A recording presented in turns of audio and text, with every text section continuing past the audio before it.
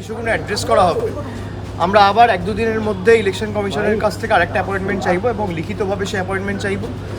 এবং যে তথ্যগুলো আমরা তুলে ধরেছি জনসমক্ষে এনেছি অত্যন্ত সিরিয়াস, সবাই দেখেছো সেগুলো, যে সেখানে ভিজিটার্স লগবুক থেকে শুরু করে এসপি এনআইএ ধনরাম সিংয়ের বাড়ির লিজ এগ্রিমেন্ট পর্যন্ত প্রকাশ্যে আনা হয়েছে।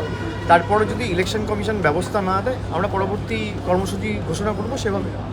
এসপিকে তলব করা হয়েছে, যার বিরুদ্ধে অভিযোগ ধনরাম সিং, তাকে ডেকে পাঠানো। আমরা অভিযোগ করছি প্রথমত এসপি এনআইএর বিরুদ্ধে এবং তার মদতপুষ্ট যারা রয়েছে উপর থেকে নিচ অব্দি, বিশেষ করে এনআইএর ডিরেক্টর।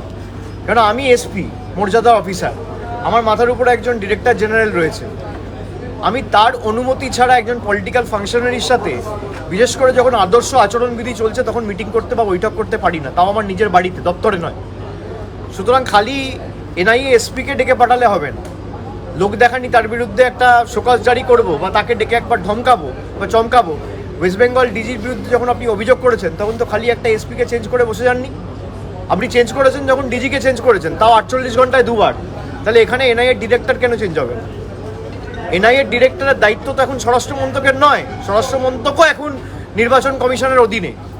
তা দায়িত্ব নির্বাচন কমিশনের, নির্বাচন কমিশন এই দায় এড়িয়ে যেতে পারে না। গণতন্ত্রের সবথেকে বড় উৎসব হচ্ছে নির্বাচন, এবং সেই নির্বাচনকে কেন্দ্র করে এই গণতন্ত্রের উৎসবে গণতন্ত্রকে হত্যা করাই হচ্ছে নির্বাচন কমিশনের একমাত্র কাজ এবং বিজেপির একমাত্র কাজ। এটা অত্যন্ত দুর্ভাগ্যজনক। আপনি দেখবেন এই বিজেপির কি পরিণতি হয়, তখন বাঁচানোর লোক থাকবে না।